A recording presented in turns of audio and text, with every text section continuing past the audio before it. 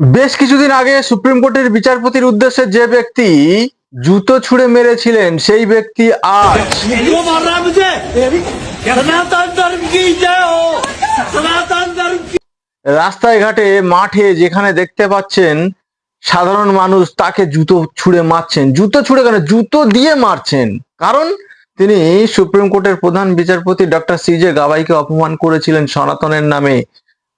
কারণ তিনি বলেছিলেন যে সনাতন কা অপমান নেই সহেগা হিন্দুস্তান। যাই হোক, তিনি কতটা সনাতনী সেটা আপনারাই বুঝেছেন। একজন সনাতন বা সনাতনী মানুষের গুণ কি হওয়া উচিত সেটা আপনারা জানেন। আমরা যদি শ্রীমদ্ ভগবত গীতা দেখি, সেখানে স্পষ্ট ভাষায় লেখা রয়েছে সর্বধর্ম পরিত্যাজ মামেকং শরণং ভজ অহং তং সর্ব পাপেভ্য মোক্ষয়িষ্যামি মা শুচি। অর্থাৎ আপনি যে ধর্ম বলে মনে করছেন আর নিজে পালন করার চেষ্টা করছেন সেটি ধর্ম নাও হতে পারে, তাই সবকিছু ত্যাগ করে আমার শরণ নিন।